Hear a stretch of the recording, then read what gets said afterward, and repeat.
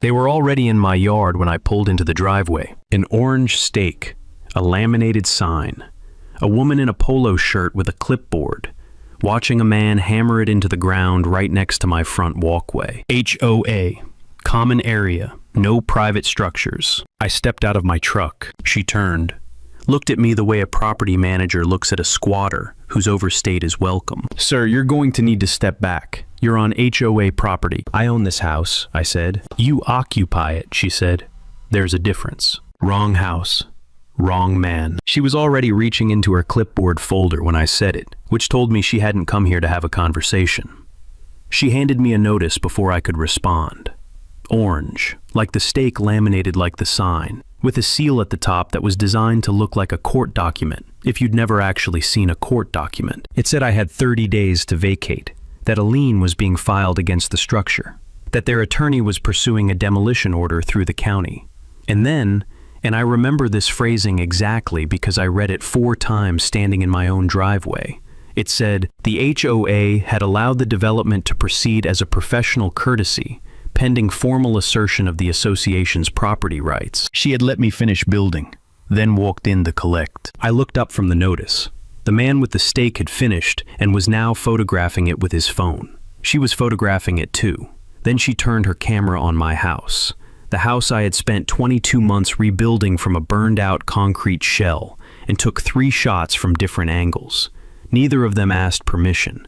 Neither of them paused to consider whether they might need it. "This lot has been HOA-administered land since this subdivision was platted," she said, in the tone of someone reading from a script they'd written and rehearsed alone.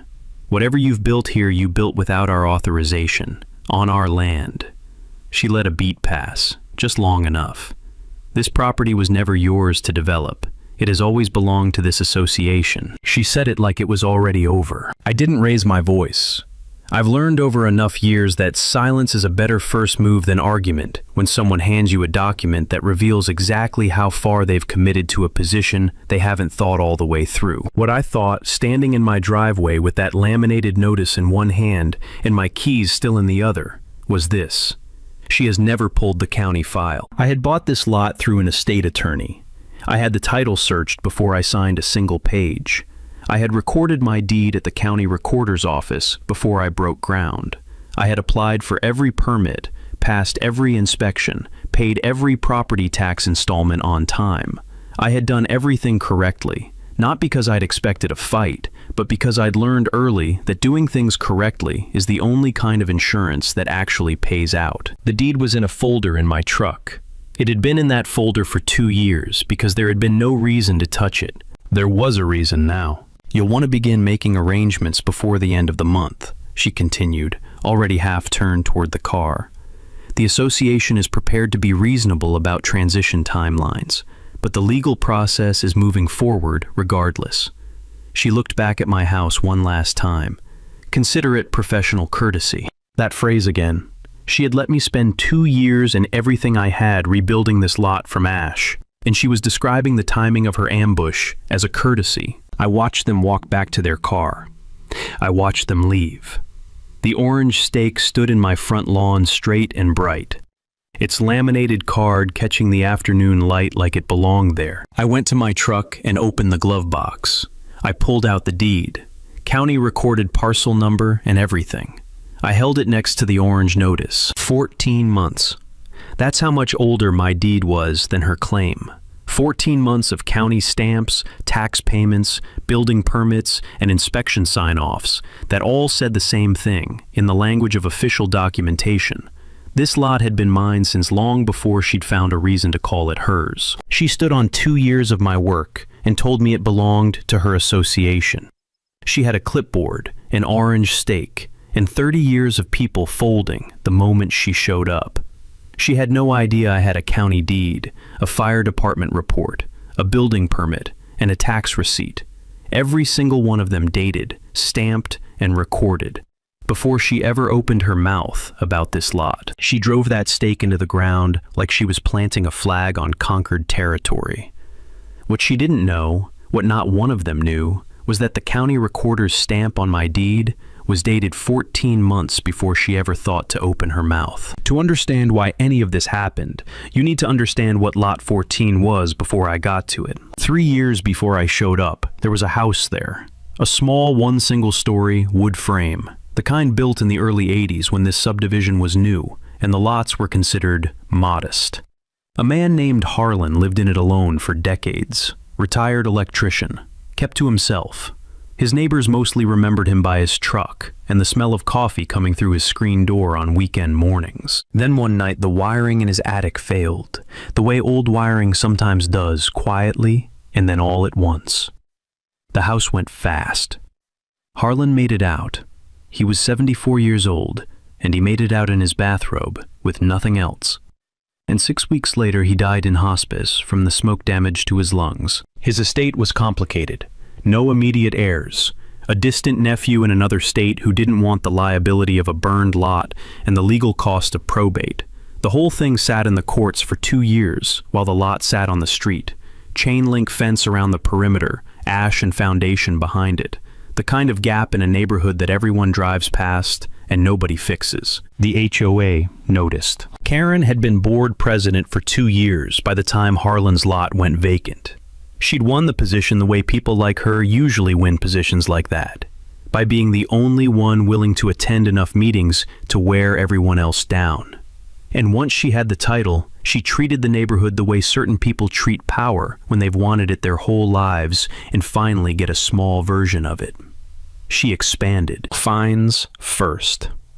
The fine schedule was real when she took over grass height, fence color, exterior paint, standard HOA material. But under Karen, the schedule grew. She added categories: cracked driveways, mismatched mailboxes, holiday decorations left up 3 days past the approved takedown window.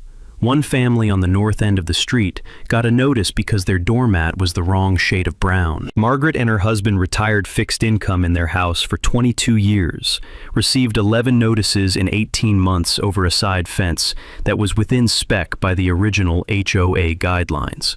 Karen had reinterpreted the guidelines. The Hendersons paid 4 of the fines because they were afraid of what would happen if they didn't, and because a retired teacher and a retired postal worker don't have lawyers on retainer. That's how it worked on this street.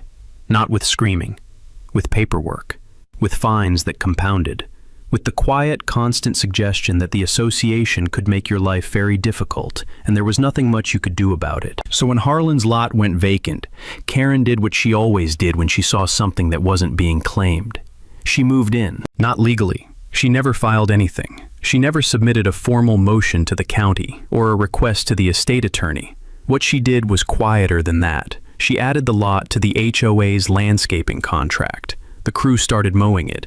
She had a few shrubs planted along the front. She began using the space as overflow parking for the association's twice-yearly neighborhood events. And she referred to it in board meetings and in sidewalk conversations as the association's green space. She said it enough times that people started repeating it. That's how an informal claim becomes a neighborhood fact, not through filings, through repetition. What she had legally was nothing. What she had socially was 3 years of unchallenged occupation and a street full of people who'd learned not to push back. I didn't know any of this when I found the listing. I found it through an estate attorney who handled probate sales in the county. I drove out, looked at the fence, looked at the lot behind it, and saw what I'd been looking for, something salvageable that no one else wanted to touch. I made an offer. Before I signed anything, I hired my own title attorney and ran a full search. The title came back clean. Lot 14 was private residential. It had always been private residential. The estate had full legal authority to sell, and I had full legal authority to buy. I recorded the deed at the county recorder's office the week after closing. I paid my first property tax installment 60 days later. I pulled building permits from the city before my contractor broke ground. I also requested the fire department's incident report from the night the original house burned, partly out of curiosity, partly because I wanted to understand what I was rebuilding on. The report was a standard county document, 11 pages listing the address, the parcel number, and the property classification at time of incident: residential, private, not common area, not association property. Private residential owned by one Harlan P. Myers, the same Harlan whose estate had just sold it to me. I filed that report in the same folder as my deed. I didn't know why I kept it. I just knew that when you buy land with a complicated history, you keep the documents that describe what it was before you got there. I have photographs of the lot from the day I bought it, ash and chain link, and photographs of every stage of the rebuild after that, time-stamped, organized by month. I thought it was just good practice. It turned out to be something more useful than that. I met Margaret in the 3rd month of the rebuild. She came over one morning with 2 cups of coffee and watched my contractor pour the new foundation. She didn't say much, just watched. And then, before she left, she said something that didn't register fully at the time. You know, she tried to take this lot before. The board said no. I thanked her for the coffee and went back to work. I would remember that line later. What I didn't know yet was that 3 years earlier, before I'd ever set foot in this neighborhood, Karen had stood in front of the board and told them exactly how to take that lot. They'd voted her down. She'd never forgotten it. Scene 3. Formal notice.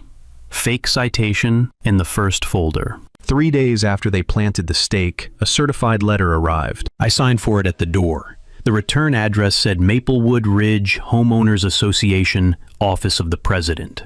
The header inside said, Legal Notice, Formal Demand for Compliance. It had a seal embossed at the top and a reference number like a case filing. Karen had put real effort into making it look official. I read it standing at my kitchen counter. The letter cited Section 14.7c of the HOA and RS as the legal basis for the association's claim.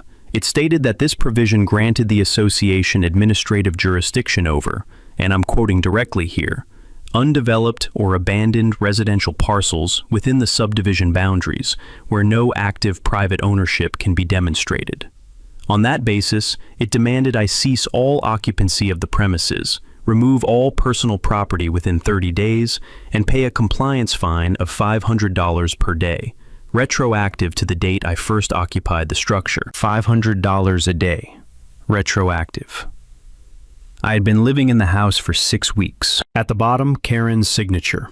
Underneath it, non-compliance will result in a formal lien filing against the structure and referral to HOA legal counsel for forcible removal proceedings. I set the letter down. I went and got my copy of the CC&Rs from the filing cabinet, the one I'd received at closing, which I had read once and never expected to need again.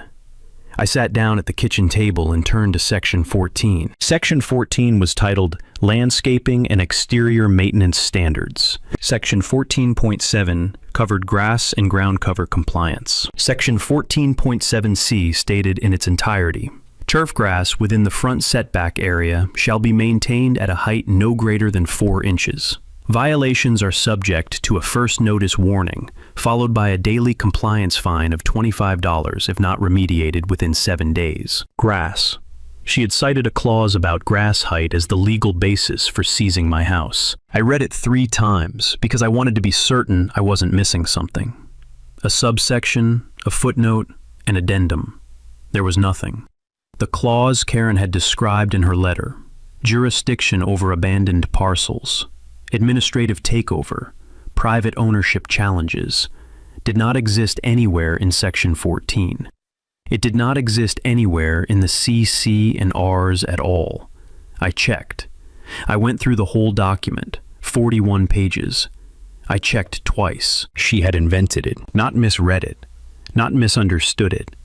Invented it, named it, cited a real section number so it would look like she was referencing something real, and sent it via certified mail with a seal and a reference number and a $500 a day fine attached to it. I thought about calling her. I decided that was the wrong move. When someone sends you a document like that, the worst thing you can do is respond in a format you can't prove. I went to my desk and I wrote a letter, 2 paragraphs. The first acknowledged receipt of her notice dated the 3rd of the month. The second contained one request. Please provide a copy of the recorded deed title instrument or county plat designation demonstrating HOA ownership of Lot 14 as filed with the county recorder's office, including the applicable parcel number. That was it. No argument. No mention of the fabricated clause, no threat. Just one question in writing sent certified mail with a copy kept for my records. Then I made a folder. Not a digital folder, a physical one, the kind with tabs. I labeled them by hand. Tab 1, my deed. County recorded parcel number, date of transfer. Tab 2, the title report from my attorney. Clean title, no encumbrances, no HOA claims. Tab 3, the fire department incident report. Parcel number, classification, residential, private.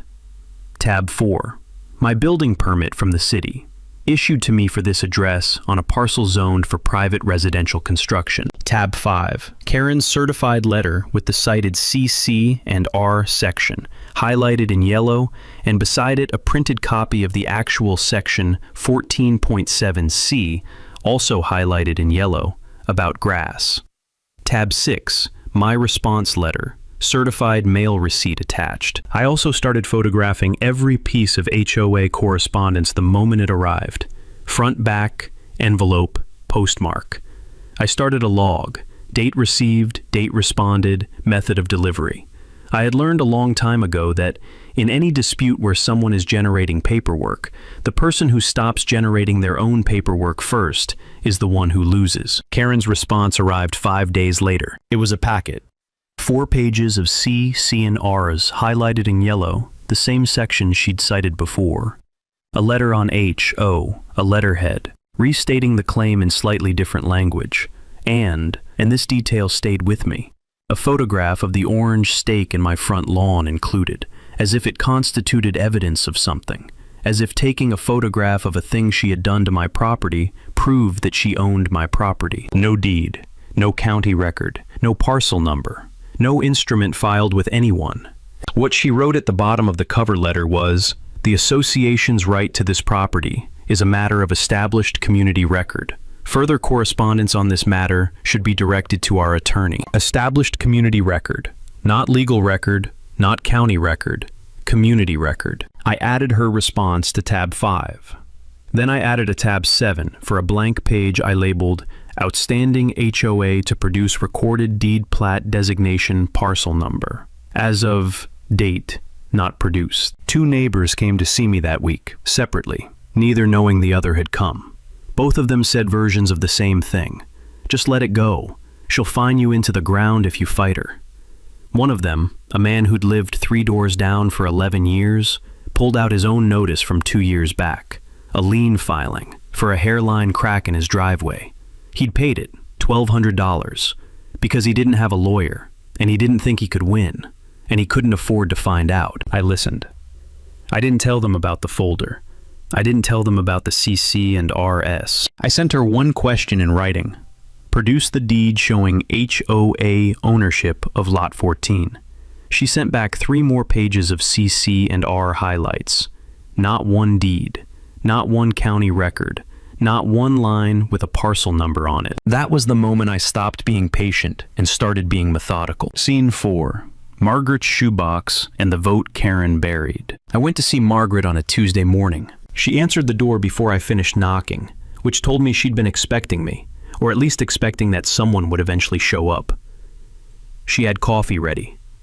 She led me to her kitchen table without asking why I'd come. "I've been watching this," she said, settling into her chair. "I figured you'd find your way here sooner or later." Margaret had lived in this neighborhood for 22 years.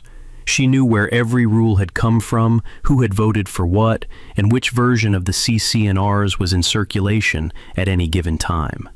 She had started keeping her own records after the fence dispute, after she'd paid 4 of Karen's fines on a fence that she knew was within spec because she hadn't been able to prove it fast enough, and the daily charges were compounding. She'd told her husband, never again. She got up and went to the hall closet. She came back with a shoebox. Not a metaphorical shoebox, an actual shoebox, taped shut, labeled in marker on the top, HOA. Meetings and minutes do not throw away. She set it on the table between us and opened it. Inside were photocopies.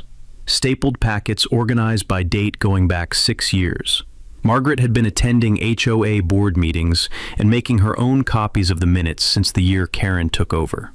She hadn't trusted the association to distribute accurate records, so she'd kept her own. "I think you want the ones from about 3 years back," she said. She already knew which packet she was looking for. She found it in under a minute. She slid it across the table to me. It was a 6-page set of minutes from a board meeting held approximately 10 weeks after Harlan's death, right at the beginning of the estate process, when the lot had just gone vacant. The agenda listed 4 items. Item 3 was titled, Motion Administrative Jurisdiction Claim. Lot 14, Pending Probate Resolution. I read the summary of the motion. Karen had proposed that the HOA formally assert administrative jurisdiction over Lot 14 during the estate period, citing the lot's vacancy and the association's interest in maintaining neighborhood standards. She had prepared a 1-page document outlining her rationale. She had presented it to the board. Then I read the votes. 4 members voted no, 1 abstained. Karen voted yes. At the bottom of the page, a note from the board president at the time, a man named Gerald Hartwell, who had retired from the position the following year when Karen ran against him. Motion fails 4 to 1 to 1. Lot 14 remains private residential per county plat. No HOA action to be taken regarding this parcel, pending or following a state resolution. Matter closed. Matter closed. Karen had been told by 4 of her own board members in a recorded vote with a written note entered into the official minutes that Lot 14 was private residential and that the HOA had no claim on it. Gerald Hartwell had cited the county plat by name. The board had agreed. The motion had failed. And then Karen had run for president, and Gerald had stepped down. And the lot had sat there for 2 more years while I bought it, permitted it, and rebuilt it. And she had watched every concrete pour, and every inspection, and every delivery of lumber without saying a word. She hadn't forgotten. She'd waited. And it made me wonder if she'd been willing to override a formal board vote once. What else had she done without asking? How many of the fines that had landed on Margaret's doorstep, or on the man with the cracked driveway, or on the family with the wrong-colored doormat, how many of those had actually gone through a vote? How many had just been Karen, with a signature and a letterhead, moving pieces around a board she'd decided she owned? I didn't have the answer to that yet. But I was starting to understand the shape of the question. This wasn't a misunderstanding about a gray area provision. This was a woman who had been told no, formally, on the record, by the people whose job it was to tell her, and had decided that no was a delay, not an answer. I sat with the minutes in my hand for a moment. "Did you know she was going to do this?" I asked Margaret. "When I started building, I suspected," she said. "I didn't know when. I thought maybe she'd try something before you moved in. When she didn't, I thought maybe she'd given up." She wrapped both hands around her coffee mug. "She doesn't give up. She just waits until it costs more to fight back." I took photographs of the minutes with my phone, every page front and back. Margaret let me keep the originals. She said she had a second copy in a different location, which I believed immediately because Margaret was exactly the kind of person who keeps a second copy in a different location. I called an attorney that afternoon. Her name was Diane Reyes. She handled real estate disputes and HOA law. I had found her 3 days earlier when I'd started doing research, and I had been putting off the call because I'd been hoping Karen would produce a deed and reveal herself to be merely confused rather than deliberately dishonest. She had not produced a deed. She was not confused. I brought Diane the full folder, all 7 tabs plus the meeting minutes, which became tab 8. She read Karen's letter with the fabricated C, C, and R citation and didn't say anything for a moment. Then she read the actual section 14.7c. Then she looked at the meeting minutes. "She cited a grass ordinance," Diane said. "She did." Diane set the folder down. "I'm going to pull the original subdivision plat from the county. I want to see the common area designations as they were filed." She looked up. "Come in Thursday. I'll have it by then." She called me Wednesday evening instead. Her voice was measured. The kind of measured that means someone is choosing words carefully because the words matter. She said she had pulled the original subdivision plat from the county recorder's office. She said she needed me to come in and look at it in person. I asked her if it was what I thought it was. She said, "This isn't just a bad claim. This lot has never been anything other than private residential. Not in the original plat, not in any amendment, not in any HOA filing. I can find anywhere in the county record. I don't know what she told her board, but she had to know that. I wrote down every word she said. I added a tab 9 to the folder blank labeled Plat Pending Thursday. Then I sat back and thought about Karen standing in my yard with her clipboard and her orange stake, telling me this property had always belonged to her association. She had known it hadn't. She had been told it hadn't. She had voted and lost on a motion to claim it anyway 3 years before I ever bought it. And she had never once mentioned any of that. Scene 5. A lien on my house and a demolition crew at my door. The notice from the county recorder's office arrived on a Thursday morning. It was not a certified letter this time. It was an official county document, the kind with a case number printed at the top, and a government seal that isn't decorative. It informed me that a lien had been recorded against my property at the address of Lot 14, filed by the Maplewood Ridge Homeowners Association, citing unlawful occupation of association-owned land. The lien amount was listed as to be determined pending legal proceeding. To be determined. Open-ended. That's the point of a lien like this, not to collect a specific amount, but to sit on your title like a stone. It meant I couldn't refinance. It meant if I tried to sell, the title would come back clouded and the sale would fall apart. It meant Karen had found a way to reach past my front door and put her hand around my financial throat without setting foot on my property. I set the notice on the kitchen table next to my folder. Then I called Diane. She told me what I already suspected. This was a filing designed to cause maximum disruption with minimum legal exposure for Karen, at least in theory. Liens can be filed relatively easily. Getting them removed takes time and legal fees. Karen was banking on the idea that I would calculate the cost of fighting it and decide the math didn't work in my favor. She had miscalculated. I told Diane to do whatever needed to be done. She said she'd begin preparing a motion to have the lien declared fraudulent and expunged from the county record. She also said she'd be sending a formal cease and desist to Karen and the HOA board that afternoon, demanding withdrawal of the lien, cessation of all HOA action related to Lot 14, and for the third time, production of any deed or legal instrument showing HOA ownership of my property. 2 days after the lien notice, a truck pulled up in front of my house. White pickup contractor plates 2 men in work clothes. They walked up to my front door with clipboards and a measuring tape.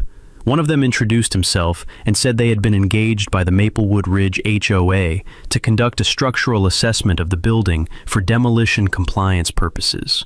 He held out a work order. Karen's signature was at the bottom. I looked at the work order. I looked at the 2 men. I looked at the orange stake still standing in my front lawn. "You're on private property without my permission," I said.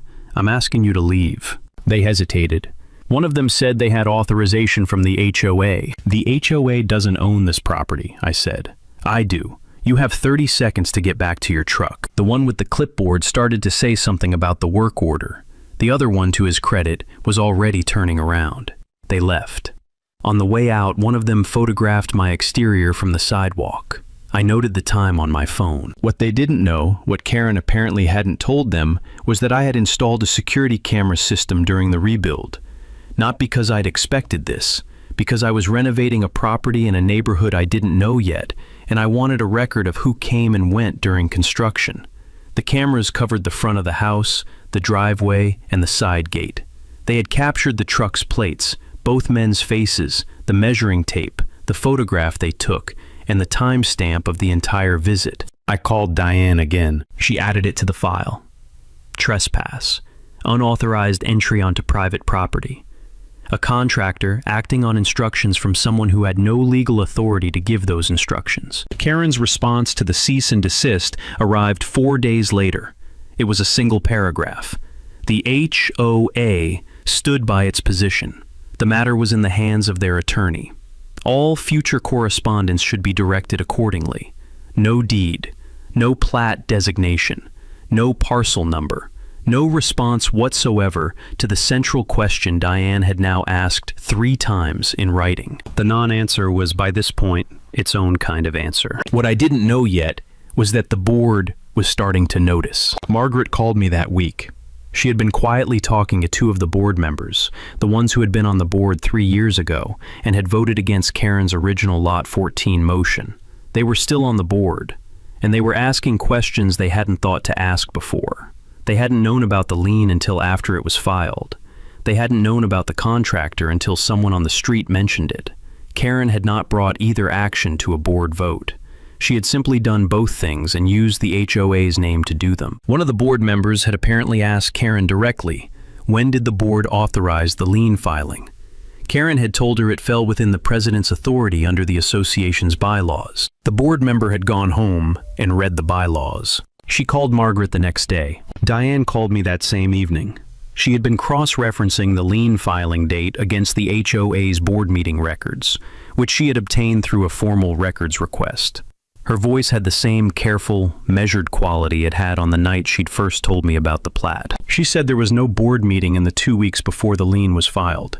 There was no emergency session. There was no written authorization from the board.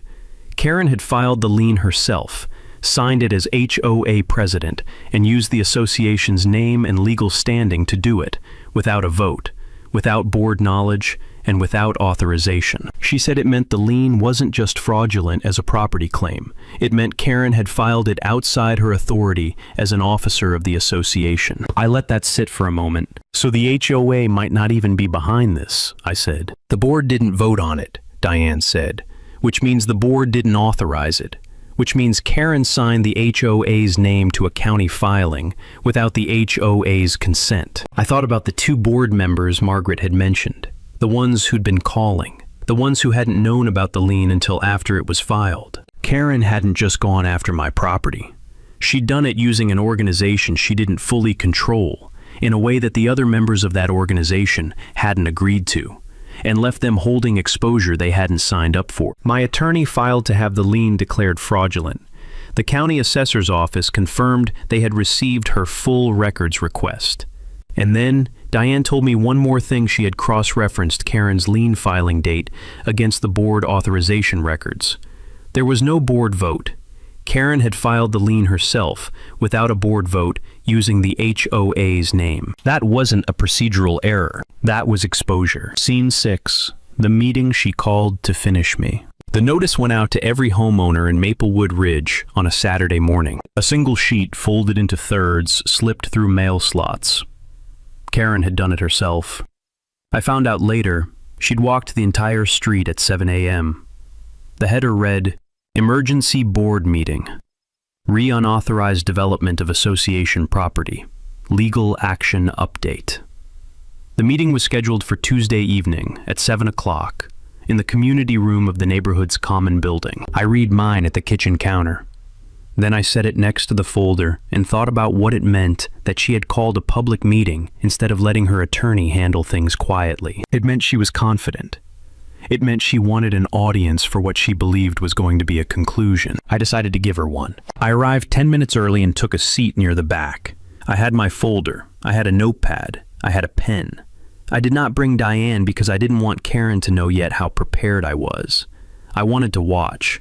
I wanted to hear exactly what she said in front of exactly how many people before I showed her what was in tab 9. The room filled faster than I expected. 40, maybe 45 homeowners. Some of them I recognized from the street. Some I'd never seen before.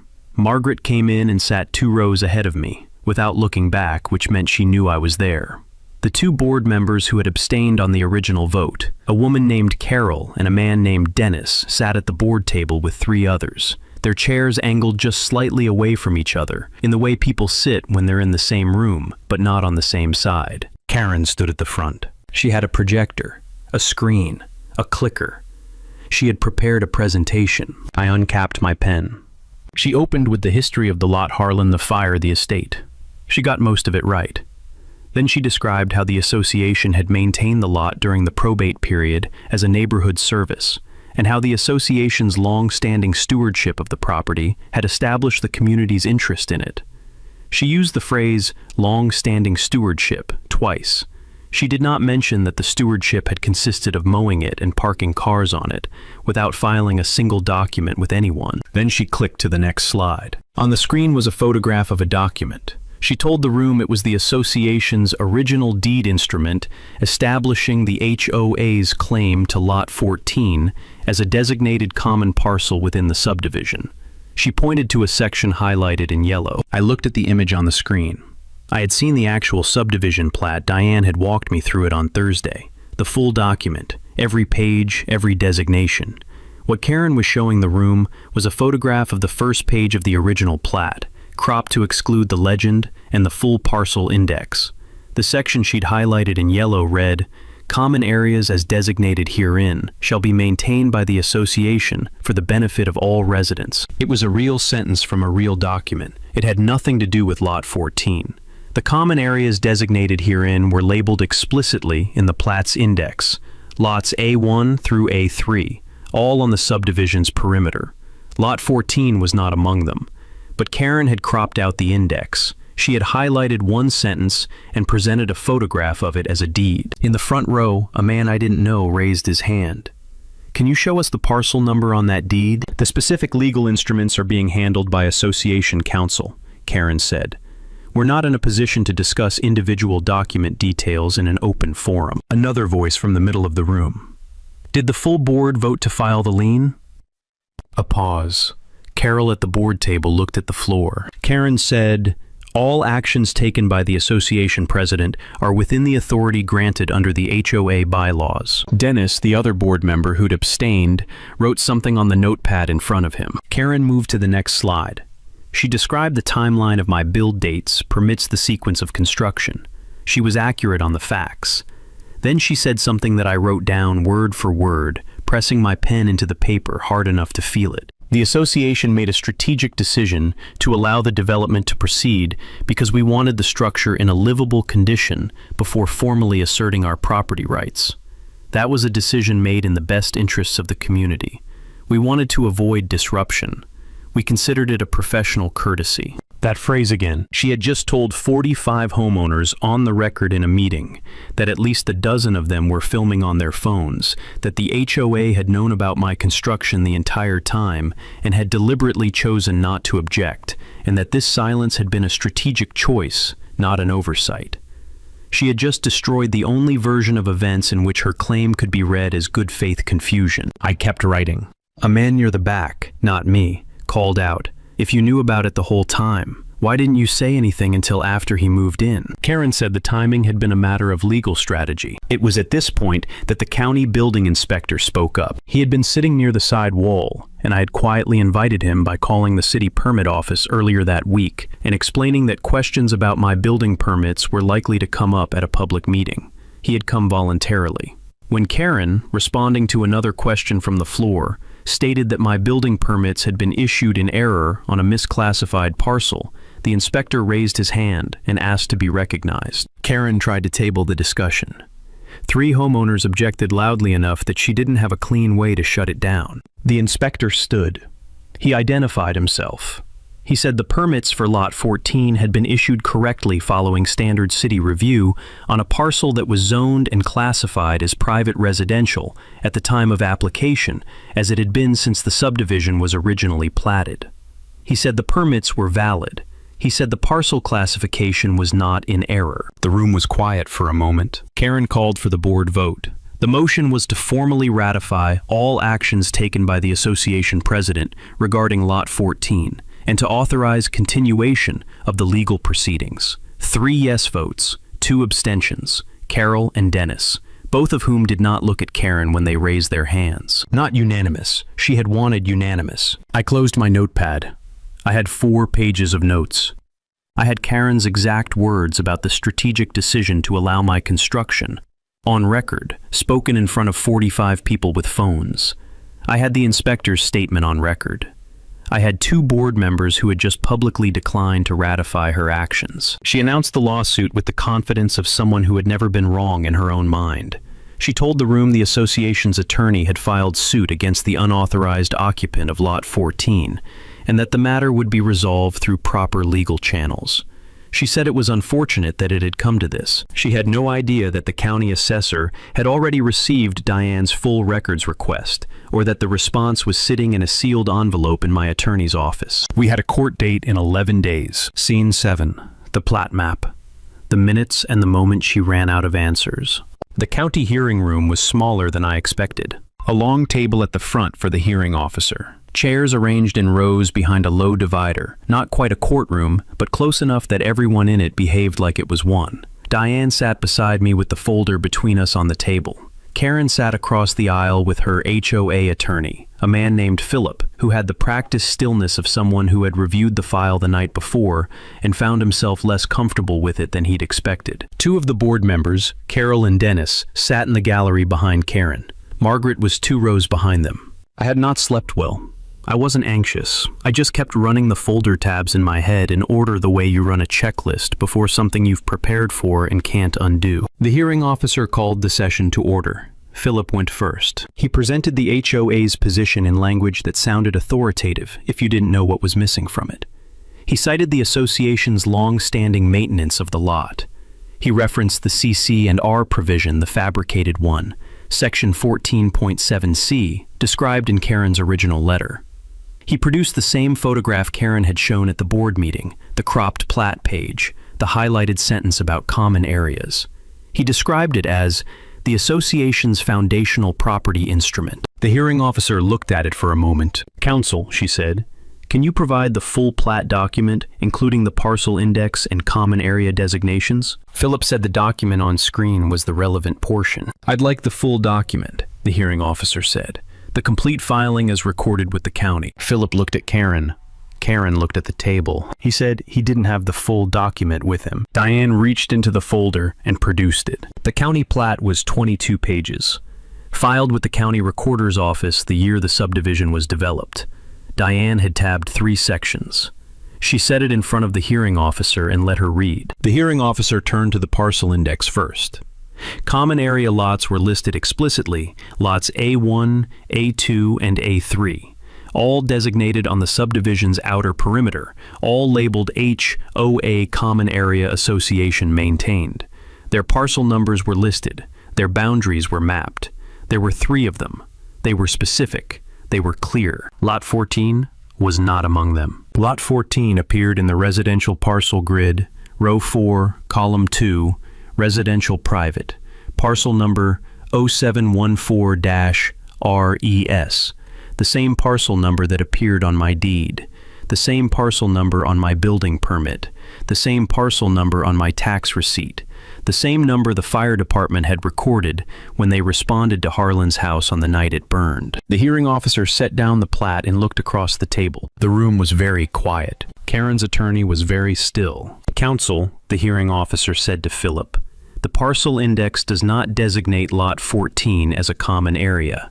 It designates 3 specific lots, none of which share a parcel number with the property in dispute.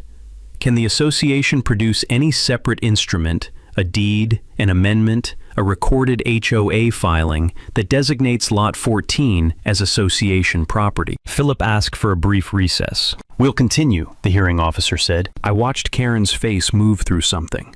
It wasn't panic. She was too controlled for that. It was more like the expression of someone who has been very certain for a very long time and is now in real time recalculating how certain they actually were. Diane slid the first supporting document across the table. My deed. County recorded. Parcel number 0714-RES. Transfer date 14 months before, Karen had driven that stake into my front lawn and told me the property had always belonged to her association. The hearing officer examined it, noted the recording date, set it aside. Then the meeting minutes. Diane explained them in one sentence. A formal board vote 3 years prior in which the HOA board rejected Karen's motion to claim administrative jurisdiction over lot 14. 4 votes to 1, with the then president noting on the record that the lot was private residential per county plat. The hearing officer read the note from Gerald Hartwell. Matter closed. She looked up at Karen. Karen looked at the table. Carol in the gallery had stopped taking notes. Dennis had his arms crossed. I didn't turn around to look at them, but I could feel the shift in the room, the particular silence that settles over a space when the people who had been uncertain about which side to stand on have stopped being uncertain. Philip leaned toward Karen and said something quietly.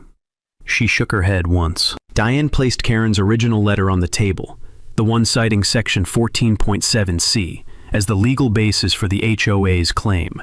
Then she placed the actual CC&Rs open to Section 14 beside it. The provision cited in the association's demand letter, Diane said, describes turfgrass height in the front setback area. There is no provision in these CC&Rs establishing association jurisdiction over private parcels. The cited language does not exist. Philip did not look at Karen. Then Diane produced the lien filing, and beside it, the board meeting records obtained through the records request. She explained it in 2 sentences. The lien had been filed on a specific date. There was no board meeting, no board vote, and no written authorization from any board member in the 2 weeks prior. Karen had filed it under the HOA's name without the board's consent. Carol's chair scraped the floor slightly as she shifted her weight. Before the final document, there was one more. Diane produced a copy of the city permit office's formal response, submitted after the county building inspector, who had attended Karen's board meeting, filed a written statement confirming the permits for Lot 14 had been issued correctly on a parcel properly zoned and classified as private residential. Karen had told her own board the permits were issued in error. The inspector had said otherwise, in writing, on file. Philip set down his pen. Then Diane reached into the folder one final time. She produced a printed transcript of the audio recorded at the Tuesday board meeting, the recording that at least a dozen homeowners had made on their phones, and which 3 of them had sent to Diane voluntarily afterward. She read one passage aloud. The association made a strategic decision to allow the development to proceed because we wanted the structure in a livable condition before formally asserting our property rights. Karen's own words, spoken in front of 45 people, on the record. The hearing officer didn't speak for a moment. Then she said, "The association has produced no deed, no recorded plat designation, no county instrument, and no CC&R provision supporting its claim of ownership over Lot 14. The respondent has produced a recorded deed, a county plat, classification, building permits, tax records, and board minutes showing the association explicitly rejected this claim 3 years prior, with knowledge of the county plat designation. The association's own president has stated publicly that she observed and permitted the construction while planning to assert ownership afterward." She set her pen down. "The association's claim is dismissed. The lien recorded against parcel number 0714-RES is declared invalid and will be ordered expunged from the county record. The county assessor's office will receive a copy of this ruling for review of the lien filing." I looked across the aisle. Karen was looking at the table. She had been looking at the table for the last 15 minutes. She had stood on my land and told me it had always belonged to her association. She had said it with the confidence of someone who had never been questioned in 30 years of running a neighborhood. Nobody had the energy to fight back. She had said, "This property was never yours to develop. It has always belonged to this association." The plat that proved otherwise was 22 years old. The HOA was 14 years old. Lot 14 had been private residential since before Karen had ever known this neighborhood existed. It had been private residential on the day she'd lost her motion to claim it. It had been private residential on the day I'd bought it, the day I'd broken ground, the day I'd moved in, and the day she'd planted an orange stake in my front lawn and called it professional courtesy. It was private residential now. It had only ever been private residential. Scene 8. What they took apart and what stood when they were done. The lien expungement was processed by the county recorder's office 11 days after the hearing. I got a letter. Standard format. Government seal. One paragraph confirming that the lien recorded against parcel number 0714-RES had been declared invalid and removed from the county record. Clean title restored. No encumbrances. No claims outstanding. I put it in the folder. Tab 10. Then I made coffee and sat at my kitchen table and didn't do anything for a while. That was the whole morning. Coffee. The folder on the table. The sound of the neighborhood outside someone's sprinkler. A car backing out. A kid on a bike. Normal sounds that had been there the whole time, and that I hadn't been fully hearing for the past several months, because some part of my attention had always been elsewhere. On the next letter, the next filing, the next thing Karen was going to do. There was no next thing. In the weeks that followed, the official pieces fell into place the way they do when the legal record is unambiguous. Not all at once, but steadily, each one arriving with the quiet finality of a door closing. The hearing officer's ruling had been sent to the county assessor's office for review of the lien filing. The assessor referred the matter to the state's HOA Oversight Board, a body that existed specifically to review cases where association officers may have acted outside their authority. Karen had filed a lien against a private property owner using the HOA's name and legal standing without board authorization, based on a property claim that the county's own records disproved. The Oversight Board opened a formal investigation. Diane called me when it was confirmed. Her voice had the same careful quality it always had, but I could hear something underneath it that I hadn't heard before. Satisfaction, maybe. The particular kind that comes from doing a job completely. The HOA's legal fees for the proceeding were awarded to me to be paid by the association. The amount was not small. The Oversight Board's investigation found that Karen had acted outside her authority as association president when she filed the lien, that the filing had been made without board consent, using the HOA's name and legal standing as a personal instrument. The costs associated with the invalid lien, Diane's fees specific to the lien, challenge the expungement, processing, the county filing review, were assigned to Karen personally, not to the HOA, to Karen. She paid them. When the new board, by then, saw the total legal fees owed to the association, they voted to audit the finances going back 5 years. What they found during that audit was a pattern: fines issued without proper board authorization, fees collected and not fully accounted for, decisions made at the president's level that should have gone to a vote. It wasn't embezzlement, but it was enough. Karen resigned 2 days before the scheduled board vote to remove her. The letter she sent to the membership cited personal reasons and a desire to pursue other priorities. It did not mention Lot 14. It did not mention the hearing. It did not mention the investigation. It was 3 sentences long, and it was, in its way, the most revealing document she had ever produced, because for the first time in 7 years, she had nothing to say. The new board held its first meeting 6 weeks after the hearing. Margaret went. She sat in the front row this time, not the back. When the new president opened the floor for old business, Margaret raised her hand and asked about the fence fines from 3 years prior, the ones she and her husband had paid on a fence that was within spec under the original guidelines. She had the original guidelines with her. She had the payment receipts. She had the notices. She read from them in a clear voice that didn't waver. When she finished, the room applauded. The new board reviewed the fines on the spot. The refund came within the month. The retired teacher, the one who had shown me his lien notice for the cracked driveway, the one who had paid $1,200 because he hadn't thought he could win, he came to the second new board meeting with his own paperwork. His refund took a little longer because the documentation required a formal records request, but it came. Several neighbors stopped by my house in the weeks after the hearing. Not all of them, not a parade, just people separately at different times saying versions of the same thing in different words. One woman said she'd been afraid of the HOA notices for so long, she'd started checking her mailbox like it was a threat. A man 3 doors down said he hadn't painted his back fence the color he wanted for 4 years because of the approval process and the risk of a fine. He was going to paint it now. I told them both the same thing. Get the CC and RS, read the actual language, and if someone cites a provision, ask them to show you the exact text. It's not complicated.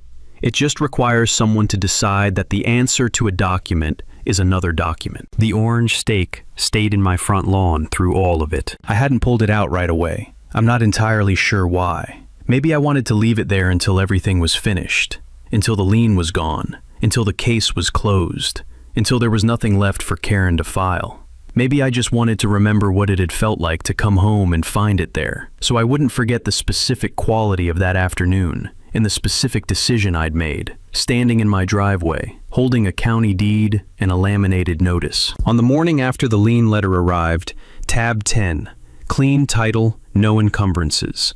I went outside with a pair of work gloves and pulled the stake out of the ground. It came out easily. The ground had been dry. I wiped the dirt off it with a rag. I folded it in half. It bent at the midpoint cleanly, the laminated sign cracking along the fold. I found the original envelope Karen had used to send her first certified letter, the one with the HOA's return address printed in the upper left corner. I put the folded stake inside. It fit. I addressed it to the Maplewood Ridge Homeowners Association, P.O. Box 441. I mailed it on my way to get coffee. Inside the house, on the wall above my desk, the deed hangs in a frame. County recorded. Parcel number 0714-RES. Transfer date and recorder's stamp visible through the glass. I put it up not because I needed the reminder I know what's in it, but because it seemed right that the first document I'd filed on this property should have a permanent place in it. I bought a burned lot. I rebuilt everything on it. And then someone stood in my front yard and told me it had always been hers. She was wrong about the lot. She was wrong about the law. And she was wrong about the kind of person she was dealing with. The house is still standing. It was standing before she showed up, and it was standing after she left. And it will be standing long after anyone remembers her name, or the orange stake she drove into my lawn on a Tuesday afternoon and called a professional courtesy. Some things once built correctly don't come down easily. End of script. Total 8 scenes, 8 220 words. Title 1. Bought burned land and rebuilt everything. Then the HOA claimed it was theirs all along.